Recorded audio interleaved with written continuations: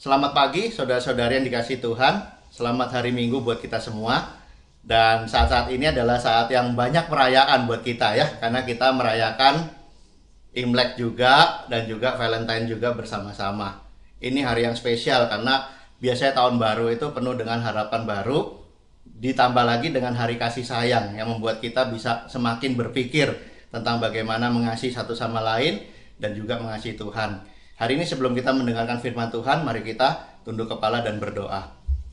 Tuhan Bapa di surga, kami sangat bersyukur buat minggu pagi hari ini, di mana kami boleh sama-sama beribadah dan mendengarkan firman-Mu. Kiranya firman-Mu yang dibagikan hari ini bisa menguatkan kami, membangun kami, dan semakin menumbuhkan iman kami. Terima kasih Tuhan, pakai hamba-Mu, di dalam nama Tuhan kami Yesus, kami berdoa. Amin. Ya, hari ini saya ingin menyampaikan pesan firman Tuhan yang diambil dari Yeremia 10 ayatnya yang ke-12.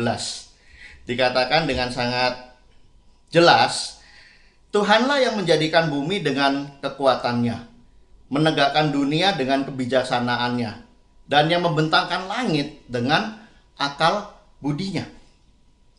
Ini adalah satu perkataan daripada Nabi Yeremia. Dan ketika dia mengatakan ini sebenarnya dalam kondisi yang sangat sulit. Israel waktu itu dalam pembuangan, dalam peperangan, dan diikuti dengan event-event dan tantangan-tantangan berikutnya. Tapi mengapa Yeremia mau berkata tentang hal ini kepada Israel? Yaitu untuk mengingatkan mereka kembali betapa besarnya Tuhan, betapa kuatnya Tuhan, betapa berhikmatnya Tuhan. Sehingga membangun kembali iman mereka, pengharapan mereka, bahwa mereka mempunyai Tuhan yang luar biasa, yang bisa memimpin mereka dan melepaskan mereka daripada segala kesulitan. Ketika hari ini kita mendengarkan ayat ini, kita bisa mengambil satu perenungan sejenak ya.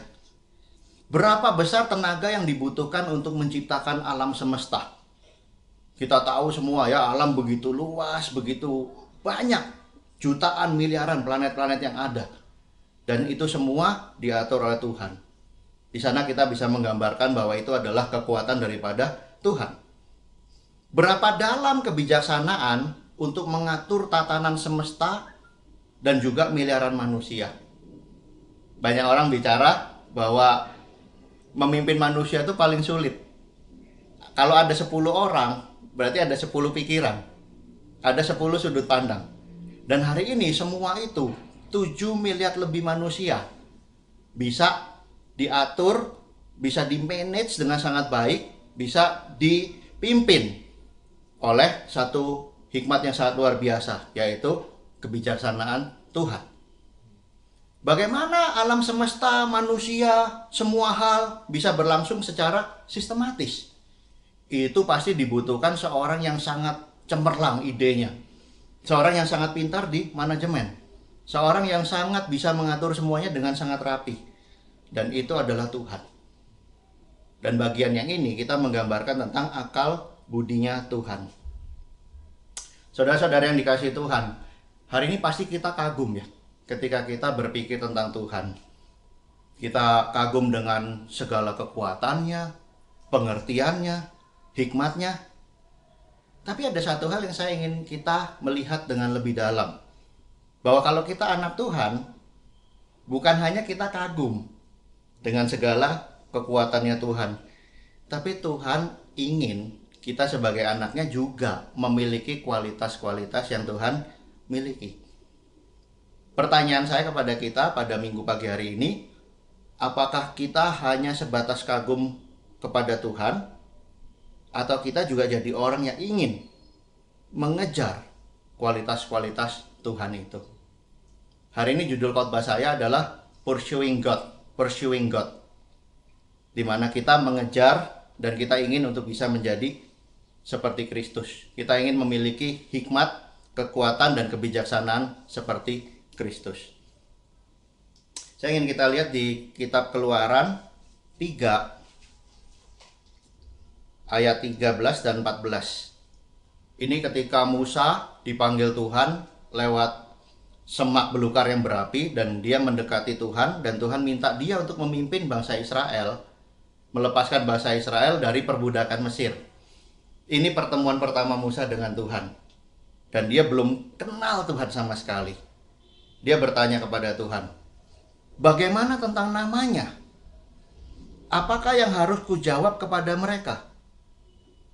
Firman Allah kepada Musa, aku adalah aku. Beginilah kau katakan kepada orang Israel, aku adalah aku, telah mengutus aku kepadamu. Kalau kita dengar ayat ini, waduh, kenapa ya kok Tuhan bilang aku adalah aku? Mungkin dia bisa bilang saya Tuhan yang begini, saya Tuhan yang begitu. Ya, tapi Tuhan hanya mengatakan tentang dirinya, aku adalah aku. Bilang ke orang Israel, aku adalah aku yang mengutus aku kepadamu. Tambah bingung kita kalau baca ini ya. Nah, minggu lalu Brother Harlem sharing bagaimana Tuhan tidak bisa disamakan dengan berhala-berhala. Ya, waktu itu adalah udah sangat jelas, banyak sekali Mesir punya berhala, Kanaan punya berhala, ya, bahkan Israel terjebak ke dalam penyembahan-penyembahan berhala itu.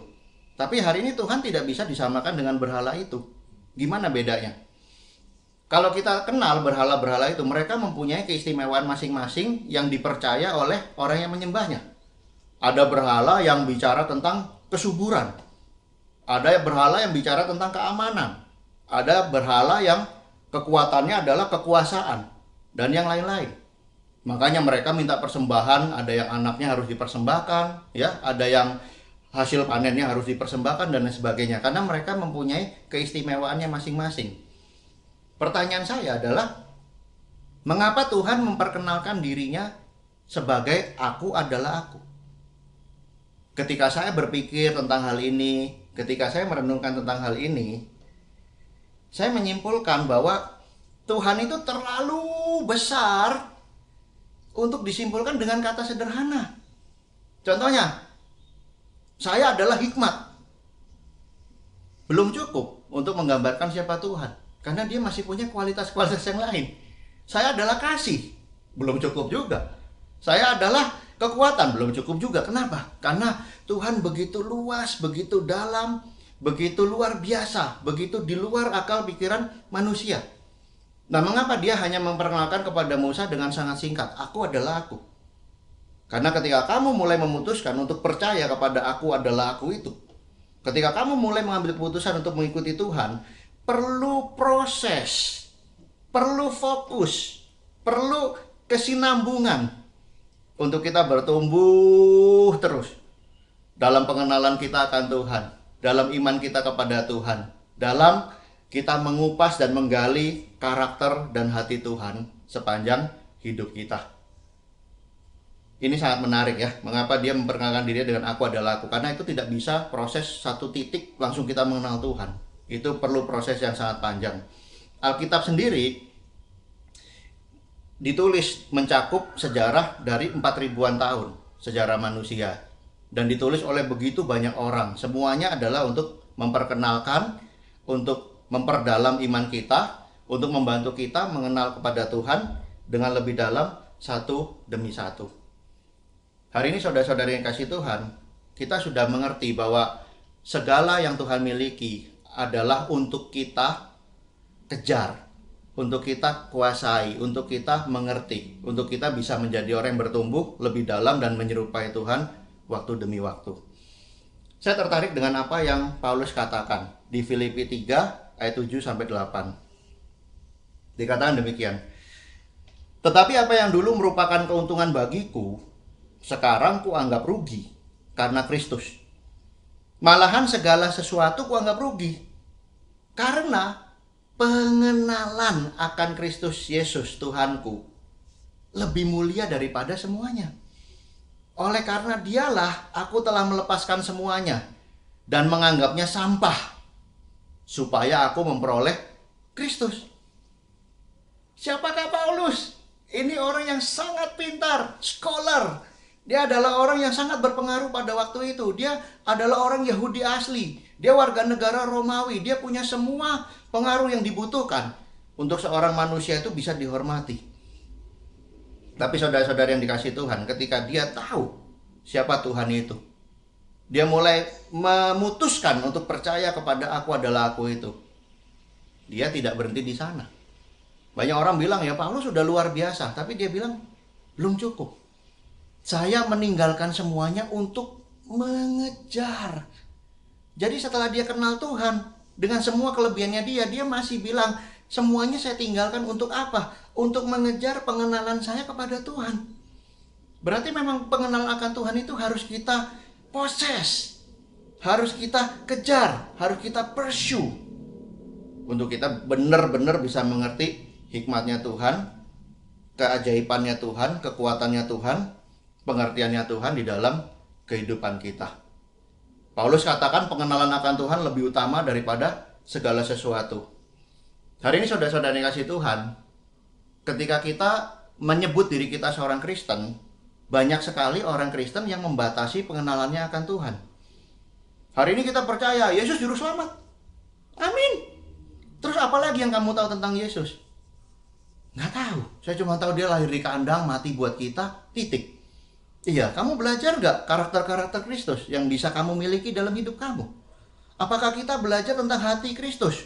Hatinya yang melayani, hati yang berkorban, hatinya yang berani, hati yang memimpin, hatinya yang tidak hitung-hitungan, hati yang murah hati, dan lain sebagainya. Banyak orang hari ini mengatakan bahwa Yesus juru selamat. Tapi apa yang menjadi kehendak daripada Tuhan itu? Kita tidak tahu. Kita tidak mengerti apa kehendaknya. Ada orang yang mempelajari firman Tuhan dan berkata kepada saya mau masuk surga. Ya, saya tanya kepada dia pertama, kenapa kamu mau belajar Alkitab? Saya mau masuk surga. Saya takut sekali binasa dan masuk ke neraka. Saya katakan kepada dia, sayang sekali kalau kamu hanya ingin masuk ke dalam surga, tapi kamu tidak memiliki penilaian yang benar tentang Tuhan, memiliki pengertian yang benar tentang Tuhan, dan terlebih lagi adalah kamu tidak memiliki karakter-karakter Tuhan itu dalam hidup kamu. Akhirnya apa yang terjadi? Dia hidup dalam rasa takut. Ya, apakah hari ini saya diselamatkan? Saya takut mati. Umur-umur dalam hidup saya semakin bertambah. Yang dia takuti adalah nggak masuk surga, masuk neraka. Tanpa mengejar sesuatu yang lebih bernilai, yaitu Kristus itu sendiri.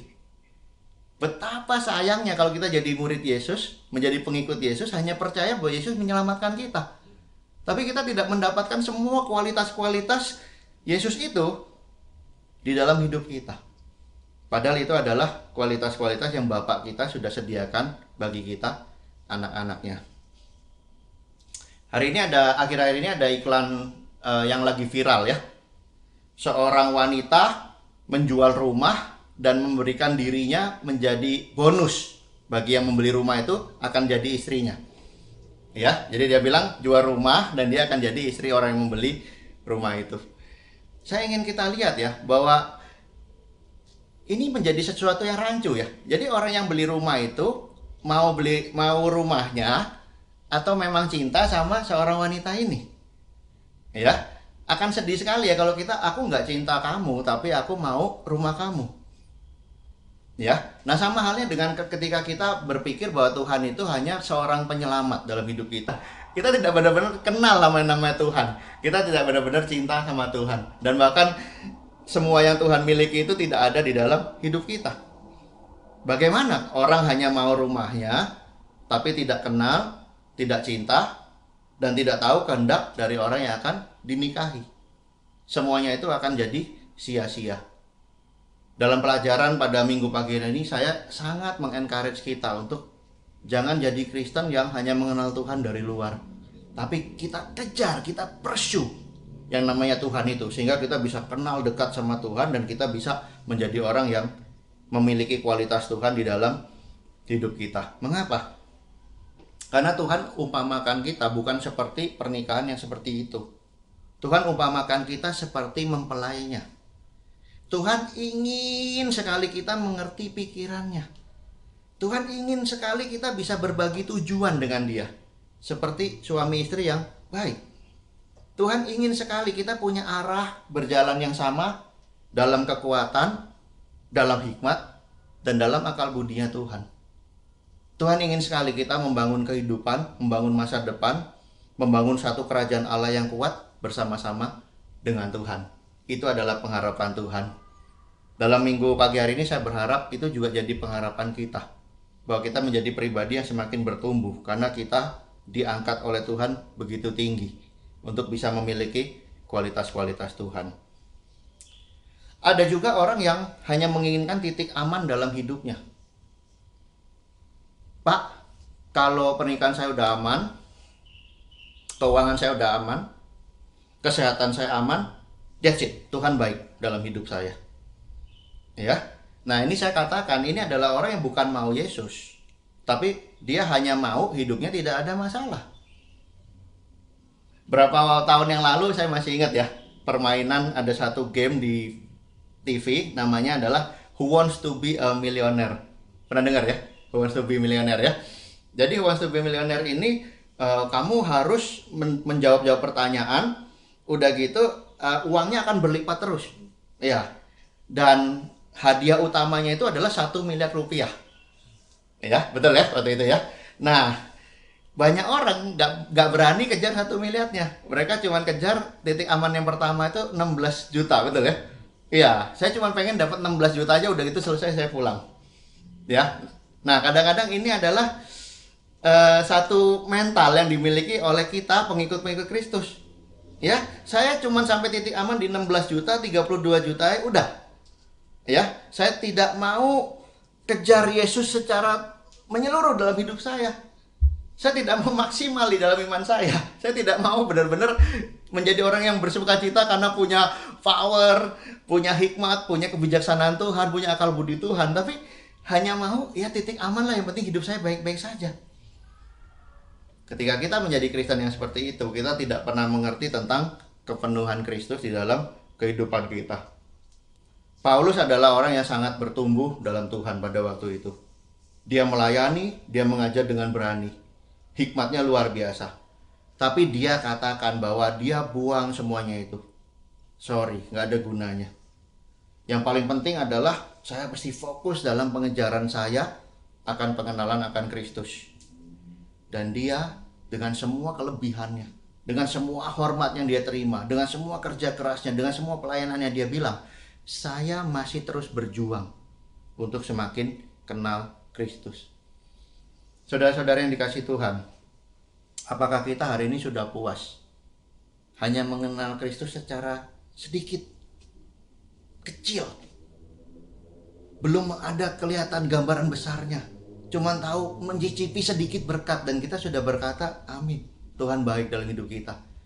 Masih banyak berkat Tuhan, masih banyak kebijaksanaan Tuhan, masih banyak kualitas-kualitas Tuhan, masih banyak berkat Tuhan yang bisa terjadi di dalam hidup kita ketika kita mau mengejar Tuhan, ketika kita mau mengetahui dan memiliki kualitas-kualitas Tuhan di dalam kehidupan kita.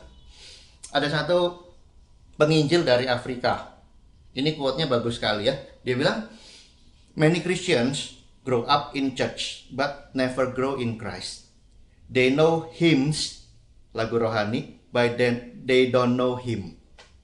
Ya, mereka tahu lagu-lagu rohani, bagaimana menyanyikannya, tapi mereka nggak benar-benar tahu tentang Tuhan itu sendiri. Tuhan ingin kita mengenal Dia secara penuh. Tuhan ingin kita mengerti isi hatinya, semakin berhikmat dan semakin bertumbuh dalam Tuhan. Kita akan jadi orang yang diberkati. Terlebih lagi, ketika kita bertumbuh, kita akan menjadi teladan yang luar biasa. Dan kita akan menjadi efektif untuk menyatakan Tuhan kepada dunia. Amin. Saya ingin kita lanjutkan di buku Ratapan. Ratapan 3 ayat 22 sampai 23. Ini juga buku yang ditulis oleh Yeremia. Dikatakan di Ratapan 3, tak berkesudahan kasih setia Tuhan, tak habis-habisnya rahmatnya, selalu baru tiap pagi, besar kesetiaanmu. Amin. Ya, ini adalah perkataan Yeremia lagi. Kitab Ratapan adalah kitab yang ditulis dalam pembuangan di Babel, dan juga kesulitan-kesulitan yang akan dihadapi setelahnya. Kitab Ratapan disebut Ekah dalam bahasa Ibrani. Artinya, kenapa? Ya, ada juga yang arti yang lain lagi, tapi salah satu sebutannya adalah Ekah, yang artinya kenapa. Saking mereka sedihnya, saking mereka stresnya, sampai kitabnya tuh dikasih judul kenapa. Tapi dalam kondisi yang seperti itu, yang sangat tidak ideal, Yeremia tetap bicara tentang Tidak ada habis-habisnya rahmat Tuhan, setiap hari baru. Bayangin, coba kalau kita dalam kesulitan, apa yang akan kita pikirkan? Kapan berakhir Tuhan? Mana bisa kita pikirin lagi tentang tiap hari rahmat Tuhan baru di dalam kehidupan kita. Saya tertarik sekali dengan kata-kata rahmat ini ya. Rahmat ini dalam bahasa Ibrani-nya adalah raham. Ya, artinya ada dua, yaitu satu compassion, belas kasihan. Yang satu adalah rahim. Rahim seorang wanita ya, yang bisa melahirkan anak. Nah, saya mulai berpikir ya, kenapa artinya ada dua yang sangat berlawanan ya. Yang pertama adalah mereka menginginkan belas kasihan Tuhan, amin. Tapi juga ada pengharapan akan sesuatu yang dilahirkan Tuhan untuk bangsa ini ke depannya. Nah, ketika kita bilang bahwa rahmat Tuhan baru setiap hari, berarti kasih Tuhan itu melahirkan sesuatu yang baru bagi umatnya setiap pagi. Amin. Hari ini mari kita bangun pagi dengan memikirkan apa yang Tuhan mau lahirkan buat saya, buat pengertian saya, buat kerohanian saya, buat akal budi saya bertumbuh di setiap pagi bersama dengan Tuhan. Saya dan jemaat di Bandung kita lagi dalami buku Keluaran. Dan ketika kita mendalami buku Keluaran, ini mungkin sudah kali keberapa kita baca buku Keluaran. Sering sekali kita baca buku ini ya. Tapi yang saya rasakan adalah setiap kali saya baca lagi tentang Musa, saya baca lagi tentang buku-buku di dalam firman Tuhan, saya merasakan ada hal baru, ada keyakinan baru, ada hati yang baru yang firman Tuhan berikan kepada saya setiap pagi. Apakah kita adalah orang yang senantiasa menantikan hal yang baru ketika kita punya hubungan yang dalam dengan Tuhan setiap pagi? Ada perumpamaan tentang gelas penuh melawan gelas kosong. Ya, gelas penuh itu kalau kamu mau isi lagi udah nggak bisa. Tapi kalau gelas kosong, senantiasa dia mau menerima apapun yang diberikan kepada gelas itu. Ya, dan hari ini ketika kita menjadi seorang Kristen, kita perlu tiap hari rindu untuk mendapatkan hal yang baru dari Tuhan. Pengertian baru, hikmat yang baru, power yang baru dari Tuhan. Saudara-saudari yang kasih Tuhan, bagaimana sikap kita dalam menggali firman Tuhan? Kadang-kadang kita baca, udah tahu semuanya. Ya, kadang-kadang orang bicara pada kita, kasih nasihat, saya udah tahu, saya nggak butuh itu. Ya, saya hanya butuh kamu bisa jadi teman saya atau dan lain sebagainya. Tapi saya ingin kita bisa mengerti tentang arti kata raham ini. Ya, bahwa kita buka hati dalam ketika kita bersateduh.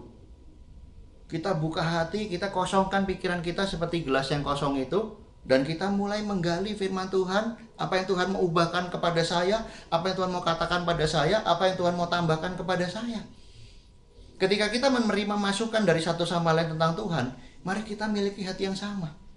Kira-kira apa yang Tuhan mau saya ubahkan? Apa yang Tuhan mau saya tumbuhkan? Apa yang Tuhan mau saya miliki? Dan di sanalah kekuatan, hikmat, akal budi Tuhan tidak hanya jadi kekaguman semata, tapi bisa menjadi penambahan dan pertumbuhan kualitas-kualitas di dalam hidup kita. Ini akan menjadikan pengertian-pengertian baru tentang Tuhan di dalam hidup kita. Saya suka tentang Tuhan ya, kenapa? Karena belajar tentang Tuhan itu nggak akan pernah selesai. Kualitas Tuhan dibanding diri saya masih begitu jauh. Walaupun sudah 23 tahun saya menjadi seorang murid Yesus, saya sudah belajar begitu banyak tentang Tuhan. Tambah saya ngerti banyak tentang Tuhan hari ini, ketika saya baca firman Tuhan lagi, semakin saya sadar betapa berdosanya saya, betapa lemahnya saya, betapa nggak ngertinya saya, betapa banyaknya hal-hal tentang Tuhan yang harus saya kuasai, yang harus saya pelajari di dalam kehidupan saya.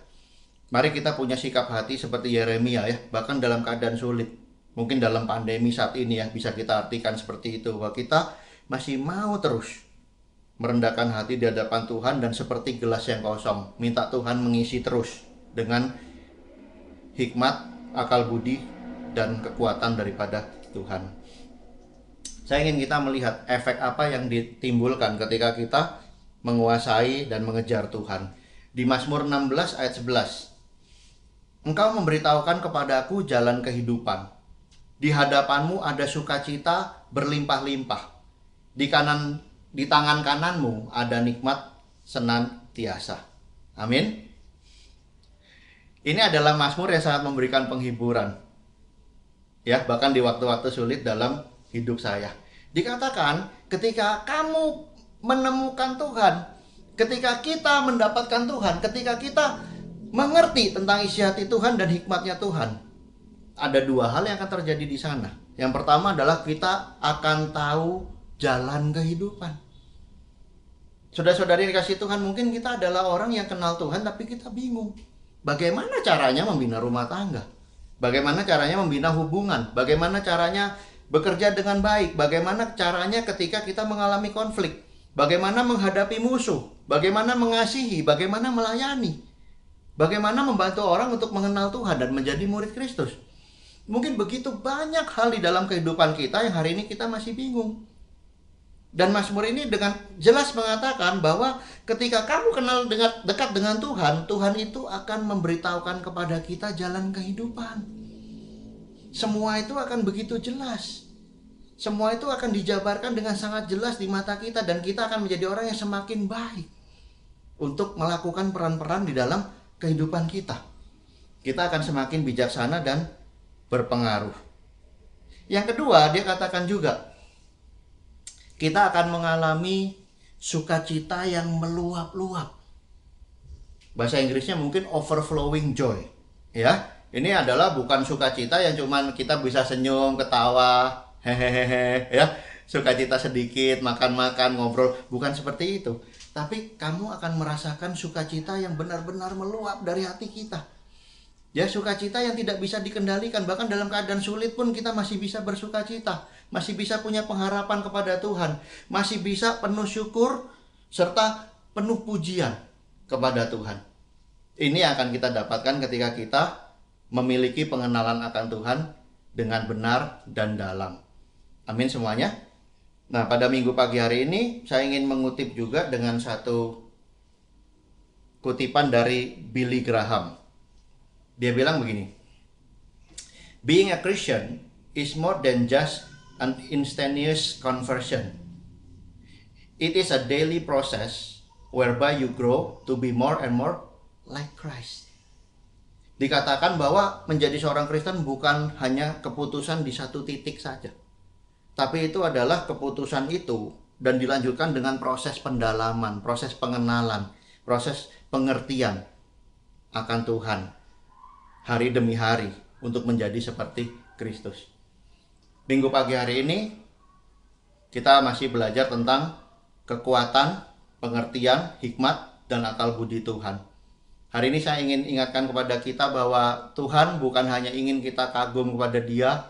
Tuhan bukan hanya ingin kita melihat Tuhan dengan wow, tapi Tuhan juga ingin sebagai anak-anaknya, sebagai mempelainya, sebagai murid-muridnya, kita bisa mengenal Tuhan dengan dalam, dimulai dari aku adalah aku itu siapa, sampai ke depannya, dan kita bisa proses kekuatan, hikmat, dan akal budi daripada Tuhan itu. Sehingga kita bisa menjadi seorang Kristen yang berkemenangan dan berpengharapan di dalam Tuhan.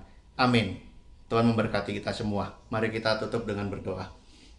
Tuhan Allah Bapa di surga, kami sangat bersyukur minggu pagi hari ini kami bisa diingatkan dan diterangi oleh firman-Mu kembali Bapa. Tuhan, terima kasih karena Engkau bukan hanya Allah yang menciptakan kami atau menyelamatkan kami Tuhan, tapi Engkau ingin berbagi segala kekuatan, segala pengetahuan, segala hikmat, segala akal budi Tuhan yang Engkau miliki bersama dengan kami. Engkau mengangkat kami begitu tinggi Tuhan, menjadi anak-Mu, dan Engkau mengharapkan supaya kami bisa memiliki Tuhan semua kualitas-kualitas Engkau itu Tuhan. Tuhan, biarlah Engkau bekerja dalam hati dan diri Tuhan setiap kita yang mendengarkan pelajaran pada minggu pagi hari ini, supaya kami terus bertumbuh dan kami bisa merasakan Tuhan sukacita yang meluap-luap daripada Engkau, supaya kami bisa merasakan Tuhan bagaimana Tuhan kami menghadapi kehidupan kami dengan hikmat yang berasal daripada Engkau. Terlebih lagi Tuhan, supaya kami bisa menjadi garam dan terang dunia Bapa, yang menggambarkan Engkau kepada orang-orang yang ada di dalam kehidupan kami. Terima kasih Bapa. pakai hidup kami, dan bentuk kami senantiasa Bapa. Di dalam nama Tuhan kami Yesus kami berdoa. Amin.